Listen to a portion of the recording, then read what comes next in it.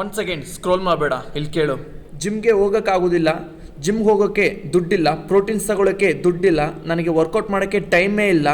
ಇದೆಲ್ಲ ಸಿಲ್ಲಿ reasons. Gym ಹೋಗ್ದಿರ ಕೂಡ ಮನೇಲೇ ಇದ್ಕೊಂಡು ಎಷ್ಟೋ ಜನ ವರ್ಕೌಟ್ ಮಾಡಿಬಿಟ್ಟು ಅವ್ರ ಜೀವನದಲ್ಲಿ ಸಕ್ಸಸ್ ಪಡ್ಕೊಂಡಿದ್ದಾರೆ. ನಿನ್ನ ಮೈಂಡ್ ಸೆಟ್ ಚೇಂಜ್ ಆಗಬೇಕು, ನಿನ್ನ ಬಾಡಿ ಚೇಂಜ್ ಮಾಡಬೇಕು, ನಿನ್ನ ಲೈಫೇ ಚೇಂಜ್ ಆಗಬೇಕಂದ್ರೆ ಇವತ್ತಿಂದನೇ ವರ್ಕೌಟ್ ಸ್ಟಾರ್ಟ್ ಮಾಡು. ವರ್ಕೌಟ್ ಮಾಡುವಾಗ ತುಂಬ ಸುಸ್ತಾಗುತ್ತೆ ಅಂತೇಳಿ ವರ್ಕೌಟ್ ನಿಲ್ಲಿಸ್ಬೇಡ.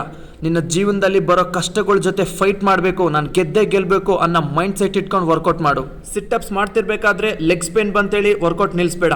ಪುಷಪ್ಸ್ ಮಾಡ್ತಿರ್ಬೇಕಾದ್ರೆ ಹ್ಯಾಂಡ್ಸ್ ಪೇನ್ ಬಂತು, ಬಾಡಿ ಪೇನ್ಸ್ ಬಂತಂತೇಳಿ ಪುಷಪ್ಸ್ ಮಾಡೋದು ನಿಲ್ಲಿಸ್ಬೇಡ. ಏನಕ್ಕಂದ್ರೆ ನೋ ಪೇನ್ ನೋ ಗೇನ್.